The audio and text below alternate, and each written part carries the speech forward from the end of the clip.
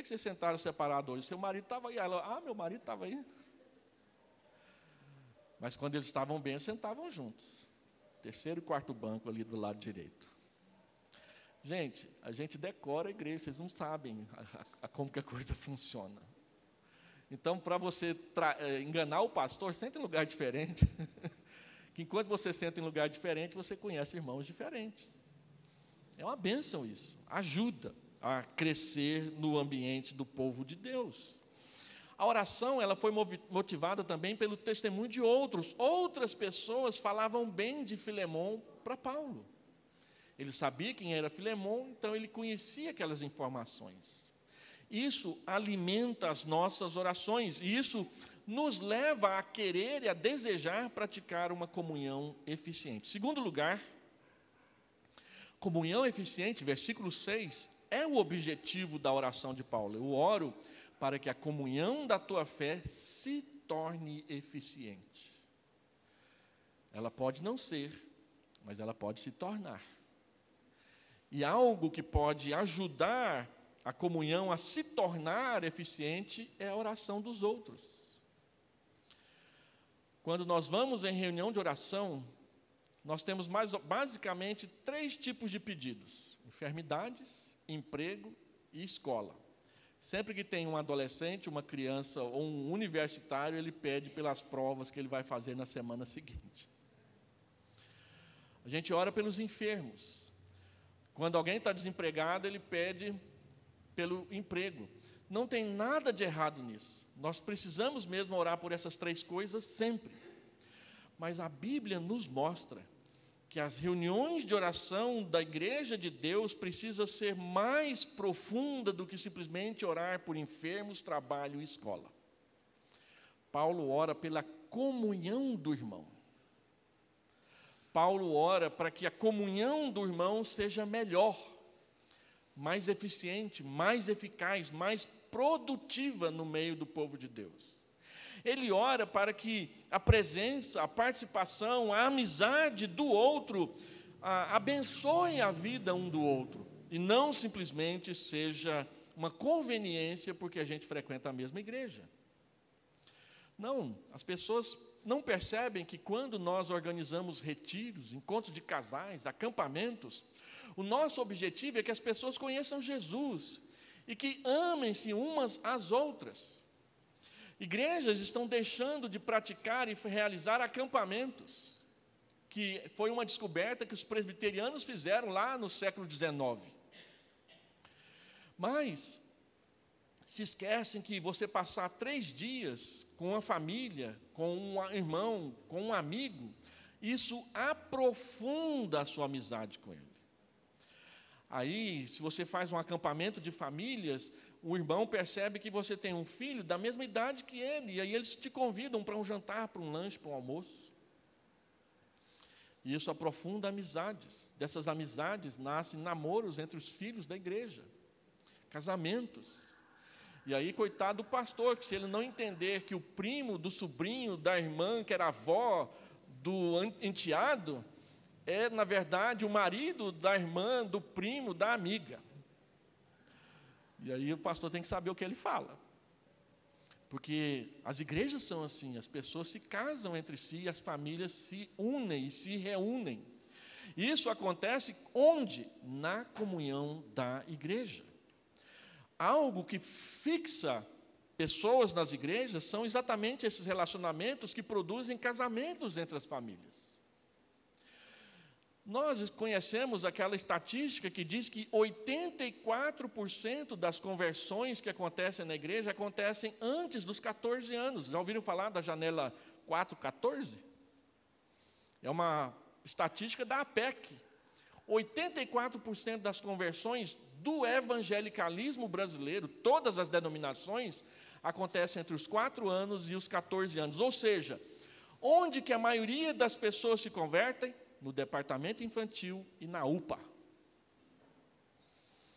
Isso é uma indicação para o conselho, onde deve gastar mais dinheiro, viu, pastor? Onde que a gente vai gastar mais? Onde tem mais produtividade. Então, nós resolvemos reformar o nosso departamento infantil. E teve gente que achou ruim. Não, por que não reforma primeiro o salão da mocidade? Porque a mocidade não atrai tantas pessoas para fixarem na igreja como o departamento infantil. E aí, se você tem crianças na igreja, os casais se aproximam, e eles vêm, e eles ficam. Por isso, nós precisamos orar pela comunhão dos irmãos, porque se os irmãos ficam brigando uns com os outros o tempo todo, a igreja não cresce. As famílias não se fixam e a comunhão não se torna eficiente. Paulo então diz que o objetivo da sua oração, a intencionalidade da sua oração, era levar Filemon a praticar uma comunhão mais eficaz com os outros, inclusive Onésimo. Ele orou por isso. Ele pediu que Deus trabalhasse nisso, para que Onésimo não fosse tratado de novo como escravo, mas fosse recebido como um irmão. Qual seria a vantagem para Filemon receber Onésimo e mandar ele para a escravidão outra vez? Nenhuma. Paulo diz, olha, a vantagem é você receber Onésimo como irmão. Você ganha muito mais do que tratar o seu irmão na fé como um escravo. Você ganha muito mais. Então, ele diz que ele ora para que a sua comunhão seja eficiente, a fim de que nós cresçamos no pleno conhecimento de todo o bem que há em Cristo Jesus. Crescer na comunhão aumenta, melhora a nossa comunhão e o nosso conhecimento de Deus e do Senhor Jesus Cristo. Em terceiro lugar, comunhão eficiente produz conforto espiritual. O versículo 7 é maravilhoso. Observe. Ele diz, pois irmão, no texto original grego, esse irmão está no vocativo, que é um modo raro na Bíblia. É como se em vez de uma vírgula aí, tivesse um ponto de exclamação. Paulo não está dizendo, pois irmão, tive grande alegria. Está dizendo assim, pois irmão, tive grande alegria. É uma exclamação.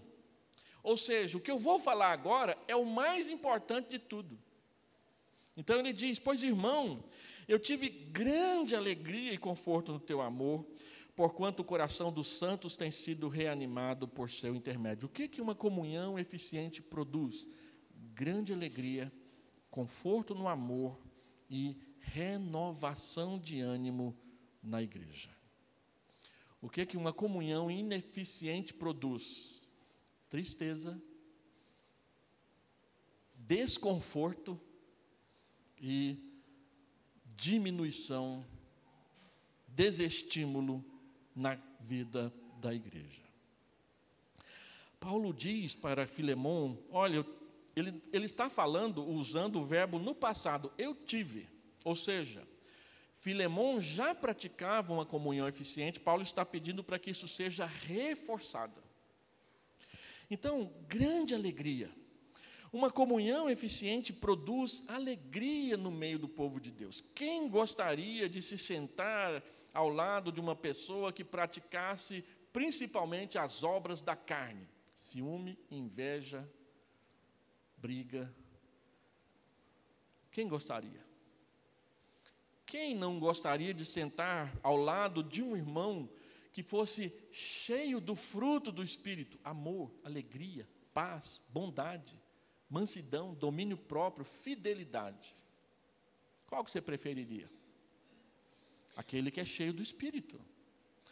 Paulo está dizendo que quando a nossa comunhão é eficiente, o fruto do Espírito se manifesta através de nós, porque alegria é um fruto do Espírito.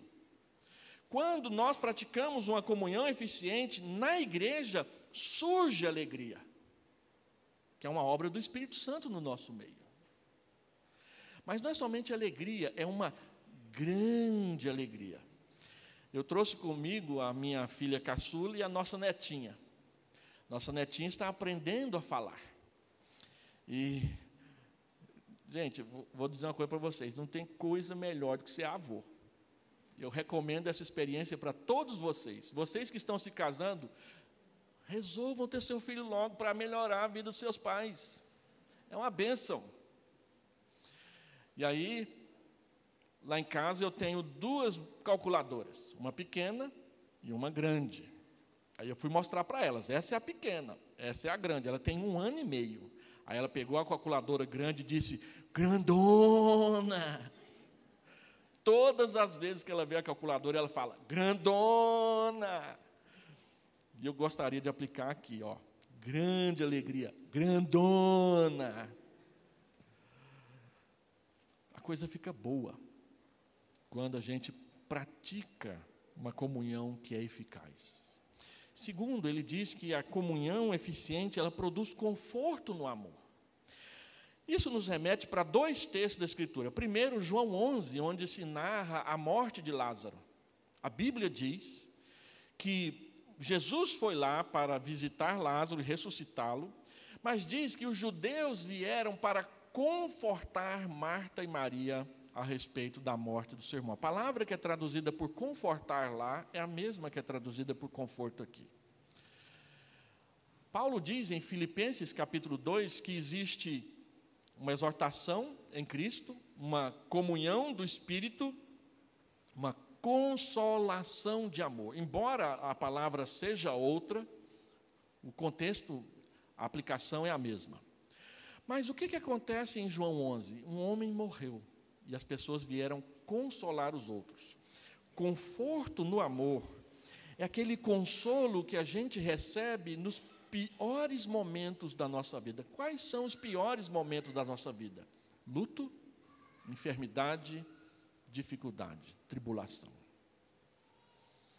Uma comunhão eficiente abençoa pessoas que estão em luto, porque alguém da família faleceu. Uma comunhão eficiente consola pessoas na enfermidade, porque é um momento de muita prostração e medo. Uma comunhão eficiente consola as pessoas na hora da dificuldade, a incerteza, não saber o que vai acontecer amanhã. E eu me lembro de um casal que era da nossa igreja, eles haviam sido convertidos do baixo espiritismo. Eles eram médium num centro espírita do baixo espiritismo, não do kardecismo, do baixo espiritismo. E eles eram possuídos por demônios nessas coisas lá. Então, eles conheceram o evangelho através da pregação do Caio Fábio. E quando eu fui pastorear a igreja, eles já estavam lá. Era uma bênção aquele casal. Uma das minhas filhas chamavam a esposa do irmão de avó. Mas um dia, 6:30 da manhã, ela me liga. Pastor, vem aqui agora, meu marido acabou de morrer. E foi um dia de luto para a igreja. Eles eram muito conhecidos na cidade, não era uma cidade muito grande assim, mas eles eram muito conhecidos. E eu nunca, até hoje, em 30 anos de ministério, vi um funeral com tanta gente presente. A cidade inteira passou na nossa igreja. Nós tivemos que fazer 3 cultos fúnebres durante o dia. A igreja ficou cheia o dia todo. 15 dias depois, ela veio à escola dominical e ela me pediu a palavra. Pastor, deixa eu falar à igreja. 15 dias depois do sepultamento do marido. Ela veio à frente e se voltou para a igreja e disse: meus irmãos, eu quero agradecer a igreja. No dia mais triste da minha vida, vocês não saíram do meu lado. No dia mais triste da minha vida, vocês não saíram do meu lado. E eu me lembro do rosto de cada um que naquele dia veio me abraçar. Conforto no teu amor é isso. Presença. Presença. Pastor, eu não gosto de ir no sepultamento porque eu não sei o que dizer. Não diga nada, vá. Esteja lá. Ah, eu não gosto de ver gente morta no cartão. Não precisa, fica sentado lá atrás. Mas vá. Eu fui pastor de um homem chamado Geraldo, ele tinha hanseníase. No passado, ele tinha sido um dos esteios da igreja, uma igreja pequena, uma igreja pobre. Ele chegava para mim e falava assim: pastor, hoje eu não posso dar um adjutório para a igreja, porque eu recebi pouco esse mês, mas mês que vem eu vou dar um adjutório para a igreja. ele morreu. A igreja construiu um banheiro na casa dele para que ele tivesse mais conforto na sua enfermidade. Ele morreu. Ele tinha 84 anos de idade. Enquanto que os jovens não queriam ficar em pé na hora do cântico, ele ficava em pé, com rancenias e tudo. É claro que ela estava sendo tratada, aí ela não era contagiosa. Mas quando ele morreu numa quarta-feira. O culto fúnebre foi meio-dia, a igreja inteira foi. O pessoal pediu licença do trabalho para ir lá se despedir do seu Geraldo. Isso é conforto no teu amor. Essa fala, o coração dos santos tem sido reanimado. Renovação de ânimo. A nossa comunhão não existe para um grande... Aí a outra chegou, nossa, isso é perigoso mesmo, eu conheço fulano, beltrano, ciclano, que morreu desse jeito. Graças a Deus, tinha uma outra irmã do lado, falou assim, chamou a mulher no canto, falou assim, preocupa não, presta atenção nisso não, vai dar certo, vamos lá cuidar do umbigozinho dela. Ajudou ela a curar o umbigozinho, acabou o sangramento, não teve teto, a menina não morreu e hoje ela é uma adulta feliz. A gente às vezes não sabe falar as coisas. E em vez de trazer ânimo, a gente desanima as pessoas.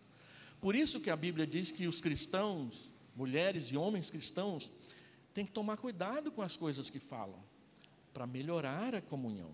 E eu quero então terminar fazendo algumas aplicações para os irmãos. Primeiro, seja bênção na vida dos outros irmãos naquilo que você fala. Aprenda, em primeiro lugar,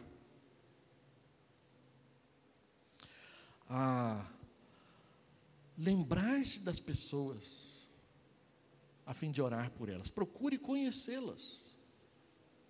Quando você conhece, você ora com mais intencionalidade. Segundo, você ora pela comunhão da sua igreja? Você ora para que a comunhão da sua igreja se torne eficiente?